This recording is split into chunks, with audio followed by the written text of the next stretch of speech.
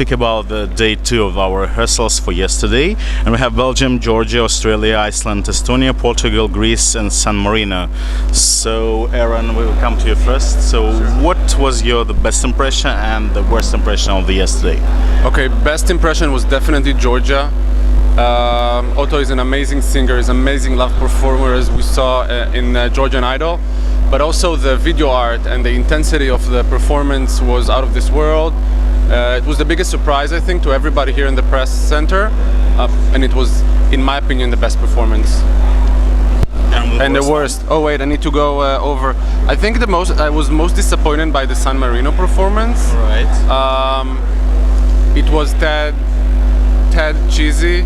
The song needed something more light and fun, and I don't know if to say self-aware. They try to make it cool, and they need to go all the way and make it a guilty pleasure. It didn't work yesterday.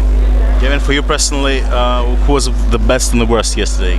I thought it was a really mixed day, having gone from day 1 to day 2. I thought there wasn't anything that really shone, and there wasn't anything that really disappointed. Everyone sort of came with they met expectations. I guess Australia sort of did something unique, and I think that's what earned them a lot of support, maybe in the arena and the press centre. But actually they have their own problems. I suppose talking about that slightly is that they now have 3 people on poles, swinging side to side, and it's amazing for a song with such a lot of movement how static it felt as soon as the song got going.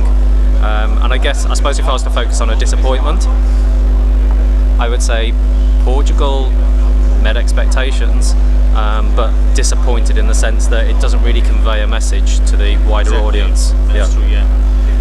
Well, I also liked a lot Georgia because I think it looked amazing on screens. The performance is great, the backdrop is stunning, and there's few dramatic moments in it. And I was kind of disappointed with Belgium. I don't know really, when we speak about the Portugal message, the same happens with Belgium. What these drums should do, what's the message of this performance, what they want to say with the staging is not really clear with that. If we get for the bookmakers' predictions for the first semi-final, has anything changed? Who has grown up, down, stuff like that? So Australia have come in massively, but I think when people at home see it, it will maybe drift a little bit. I think it's come in too short. Because they're just not seeing what we're seeing. It's a great concept, but it doesn't develop beyond what it doesn't do what it needs to do. Iceland have solidified, but again, I think that underwhelmed slightly compared to the national final. Yeah. It's almost as if the stage is a bit too big for them.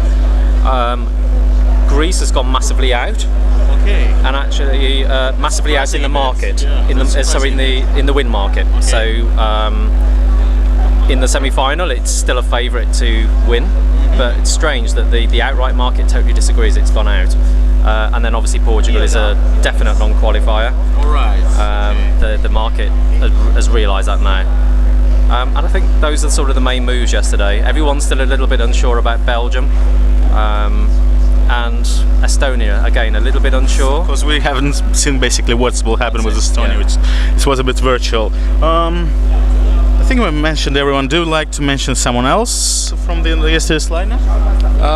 Yeah, also Iceland was very good. They caused some commotion in the press conference, which has now reached Israeli media. Yeah, and they're getting a lot of exposure in the Israeli media, not in a good sense, but it's still an exposure. Estonia was also, you mentioned Estonia was a disappointment for me performance-wise. Nothing really happened there. It's not memorable, especially coming after Iceland. It's a bit underwhelming. Well, I'm a bit surprised about different reactions to Australia and Greece. I think they kind of get a similar overdone performances, and I would have expected quite a similar reaction on them. Strange for me that Greece is going down and Australia is going up. Actually, the weird thing about Greece is that as a song it should meet the sort of Western market, but in staging it's almost like this salad of objects that doesn't have a concept, doesn't have a theme. You've got fencers, you've got almost like fairy-like women, you've got flowers, and there's almost like this, because she's got such a deep voice and she has to maintain a level of control, she has this grimace on her face. There's no smile, no connection, no flirting with the camera. So I don't feel the same love for Greece that other people do. What's happening with Georgia? Is it now in top 10 qualifiers or not yet? I'm not sure. I think it's very good staging, but I don't think there's a lot there for the wider European audience to get behind. Interestingly, they had a similar passionate song last year, yet they finished last in the semi-final. Okay. So that was a day 2 review, and thanks for watching us and thanks for coming.